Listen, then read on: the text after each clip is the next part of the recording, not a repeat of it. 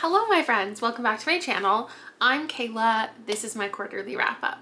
I'm sure I said this last quarter and I'm sure I said this last year and I'm sure every booktuber in the history of the world has said this every single time they're doing a wrap up, but these 3 months have gone by so fast. I actually had to double check my calendar because I was like, there's no way that it's already time to do a quarter. Like I must be 1 month ahead. Something must be wrong here. But no, it has been 3 months since the last one.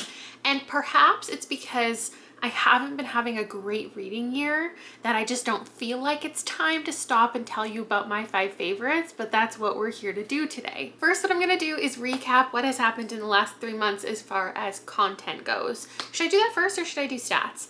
I guess they're kind of related, so maybe I'm doing them at the same time. Let's talk about books that I read for me versus books that I read for videos. Actually, let's start with just what happened each month. Sorry, I feel discombobulated today. In the month of April, I read 24 things. In May, I read 20. In June, I read 20. That equals 64. I have read 64 books in the last 3 months. 47 of them have been for me. I mean, they're all for me, but 47 have specifically been things from my TBR that I put in videos, from my TBR I haven't put in videos, just things that I wanted to read. And then 17, hopefully all of this math is checking out, 17 have been specifically for videos. So books that I wouldn't have read if not prompted to pick them up in various experiments. And so let's run through those experiments. The most books that I read for a video was the one where I was picking the most and least popular as far as number of readers, not rating, from each of the genres on my shelves. So like mystery, fantasy, nonfiction. I read a super popular one and a not so popular one and kind of compared them. I read a total of 8 things and I left with no 5 stars, which is a common trend with my reading. But if we want to feature like my favorite from each video, either if it's a 4.5 or a 5, my favorite from the video was Something in the Water by Catherine Steadman, which was on the most popular side of things, and I understand why. Actually, I did that in the wrong order. The most amount of books I read for a video wasn't 8, it was 9. It's just that the stack looks smaller because I returned some of them to the library, but this stack was for the video where I read people's recommendations. So I watched booktube videos where they said, if you like this, read this. And then I did just that. Not a lot of wins in this video, but my favorite, and I think the only 5-star, was Kaikei by Vaishnavi Patel. Then at 7 books, I did a video where I went back to like canceled video ideas. It was a 2-part video, so I discussed the video concepts in one, even more video concepts. And then in the vlog, I picked some of those concepts and I read a book that I had planned for each of those respective videos. Make sense? If it doesn't, you can go watch the vlog, which I'm sure I will link down below because I have my stuff together today. This was my biggest video win of the entire season. I had a 5-star with Half a Soul by Olivia Atwater, The Hitchhiker's Guide to the Galaxy by Douglas Adams, Everyone in My Family Has Killed Someone by Benjamin Stevenson, and then also I read for this video, but I have it in a different stack for reasons, The Writing Retreat by Julia Bartz. In this video that I don't have all the books for, I read 6, I think, total in the reading author blurb. So I went through all of the authors who've blurbed my favorite books. I made a spreadsheet, and in this vlog, I explored more books that those authors have blurbed. I ended up with no 5 stars. Is that true? But I think my favorite overall from the entire video was The Last Tale of the Flower Bride by Roshni Chokshi at a 4-star. Moving along, a recent vlog that I did was reading my 5-star predictions or books that fit into the overly specific categories that I have of books that I typically love. And my 5-star from this video was Una Out of Order by Margarita Montemor. Though I did also end up with my favorite Emily Henry adult romance that I have read so far in the world. So there's that. I also did a video where I read other people's DNFs, so books people gave up on. I continued them through to the end. I committed for you and let you know if you were correct in your DNF or if you should go back and check it out again. No 5 stars from here, but Babel at a 4.5 was close by R.F. Kuang. This season we also finished out my childhood reread series and we did 12th grade. I read a handful of things. I don't rate my rereads, my childhood favorites, but I would say my most successful one was Animal Farm. Then I did a video where the scavenger hunt, I do a scavenger hunt to pick something off my TBR to read. It's always really fun. And I got the word house, so I had to read a book with house in the title. And I read 2 of them just because I felt like it. And I didn't give either of them 5 stars. Then I did the 3rd Time's a Charm video where I read 3 books from authors that I've read from before. Not necessarily the 3rd time I'm reading them, that was the point, but you can go watch the video if you want to understand. These are the 3 things I read, and Hunger by Roxane Gay was the 5-star, but I also gave It Came From the Closet a 4.5. And then I did one video, I don't have the book anymore because I got it from the library, which we can transition into the next pie chart, but I borrowed Arsenic in the Azaleas and read that for a standalone video. And I didn't give it 5 stars, so let's not talk about it anymore. And then the biggest stack is not for a video, it's the books that I didn't read for videos. So the thing, well, there's one exception, the writing retreat. But these are things that I read just mostly on my own time between videos. I read these 3 because they were chosen for me via my members TBR jar, where every month I pull one and I have to read what I pull out regardless of if I've heard of it, if it's on my TBR or anything. My favorite from those 3 was Indian Horse by Richard Wagamese, which was on my TBR shelf. Then I read Book of Swords for my friend Erin's book club. And speaking of book clubs, my 3 books that I read for my own Literally Dead book club the last 3 months are right here. My favorite of these is The Writing Retreat, which I gave a 5. And then these ones, which were for nothing but just me. And the standout from here, the only 5-star, is A Mind Spread Out on the Ground by Alicia Elliott. Now, as far as where these books came from, so 15 of the 64 came from the library. That's pretty typical for me. 22 were books that I bought brand new in the year of 2023. So a third of the books that I read were ones that I bought this year.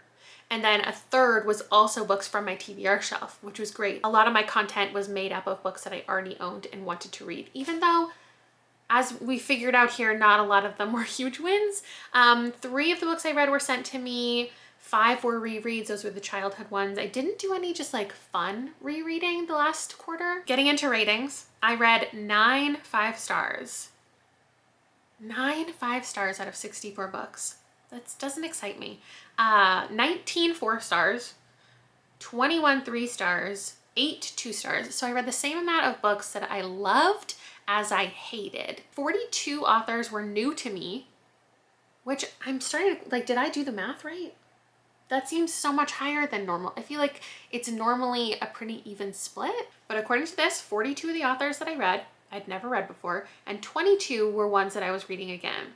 So I don't know if we believe stats Kayla, but editing Kayla will for sure have this number correct. So if it is what I am saying it is right now, then we trust me. Her. And lastly, before we get into the 5 favorites, this is actually going to lead into the 5 favorites talking about genres, because I'm going to tell you a favorite from each genre and why I'm sad that there isn't a couple genres represented in my 5 favorites. So I read 9 horror, 9 romance, 14 fantasy, 7 mystery thrillers, 5 sci-fi, 3 nonfictions, 8 general fictions, and 4 short story collections. That's how the genres work out the last quarter. And it's just sad to me that horror and romance are tied for the second most amount of things that I was reading. And I don't have a favorite. I don't have a 5-star romance. I don't have a 5-star horror. I don't have a 5-star horror. 6 months into the year. I don't know what I'm doing with my life. I don't know how to right that wrong. I don't know what I need to do. Is it stop reading those genres or read more of those genres? Like, I don't really know.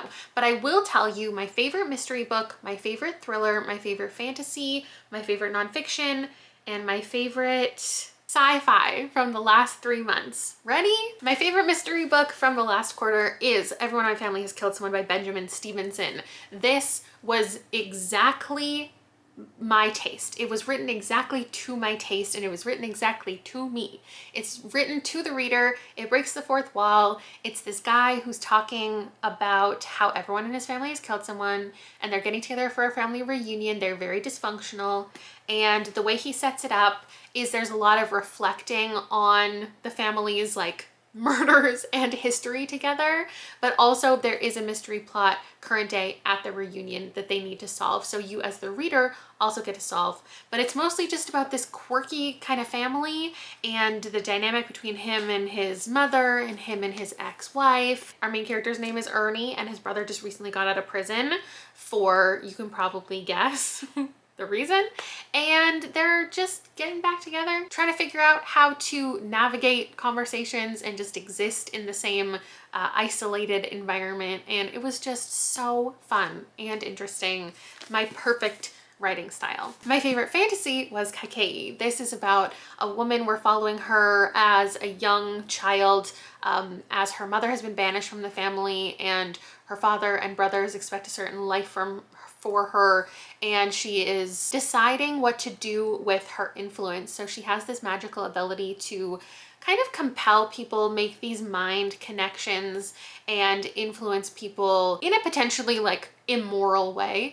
But also she has the influence of being kind of a royal figure, influential in society. And as we follow her as she's growing up, half the book is that and half the book is her as an adult in a relationship, having children herself, and what she wants to do with her power and the options that she does and does not have, and also connecting with family, losing touch with family. It's just this great saga. I laughed, I cried. It was a great time. Then my favorite nonfiction. Oh, I'm stuck between Hunger and A Mind Spread Out on the Ground. I think I would have to give it to A Mind Spread Out on the Ground because this has some of the best singular essays in it that I've ever read.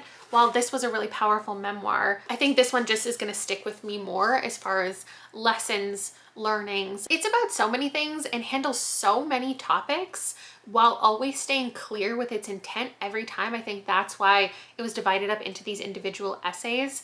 There's talk about like intergenerational trauma and poverty and the treatment of Native people. And then it has so many interesting things to say about like mental health and language, stolen language. She's an Indigenous woman. She's talking a lot about her family, her community's history with the government and residential schools and the horrific things that have happened. And then also about our connection to the environment and things about the world, just her views on so many different things. And it was fascinating. My favorite thriller was The Writing Retreat. This, I don't even know how to pitch correctly because I feel like I put it in the same category as some other thrillers that just get completely unhinged and ridiculous. And it is that, but it's not weird ridiculous. It's just kind of like stupid ridiculous. Like everything that can happen does happen. Every reveal in here is just, you're just rolling your eyes. It's so wild in the unbelievable sense, but still rooted in reality. This is about a writing retreat, shocker, that some authors are invited to. And once they get there, what is asked of them regarding the novel they have to write becomes more and more unrealistic, and they start to think that the person putting on the retreat has brought them all there for more sinister purposes. There's also like a book inside the book, and our main character Alex has some different relationships with the people who've been invited. There's a lot of navigating things. There's a lot of like uncomfortable sexual implications, and then the book inside the book and like the weird ghostiness. It just left a real impression on me, and I was having a fantastic time. And I would be cautious who I recommend that to. What I would be cautious to recommend, I feel like this is pretty widely, easily enjoyed by anyone and everyone, and that's The Hitchhiker's Guide to the Galaxy, which, yes, it took me 33 long years to finally get to, and I feel both excited to be in on it with everyone now and understand everything, but also horrified that I did not read this as like a teenager, because it's just so silly and so fun and just a really lighthearted science fiction book about this guy who ends up going into this spaceship and traveling and learning the history ish of the universe, but more just like running around, getting chased, getting threatened, but in a fun, silly, cheeky way, as he encounters all of these weird alien creatures and maybe gets some answers about life it was great. So those are my favorite things from the last quarter. I feel like I've got an almost perfect rainbow here, which is quite fun. But as always, I would love to hear how your quarter is going. I'm also doing the mid-year book freakout tag soon, where we'll talk about everything that's happened so far this year in a totally different way than this one. We're not talking stats, but there's pointed questions instead. So if you want to reflect with me in the comments below your April, May, and June, if you had any 5 stars, I would love to know what your favorite things have been. That's what I absolutely love to hear about, especially when my reading year continues to not go great. Like, I had one video this entire quarter that was fantastic, that had win after win after win, and then it went right back to a mediocre reading year, which is what I felt in the first quarter. And I'm still looking for more big wins. Like, I know I've had 5 stars and I don't need to be greedy, but my Goodreads average rating is dropping every single month. It's bumming me out. And we talked about in this season that it was gonna pick up, and I don't think we've quite manifested it yet. So if we can together create that energy moving forward, because I really need a good reading summer, that's all I have to say. Thank you so much for watching, and I'll see you again very soon. Bye.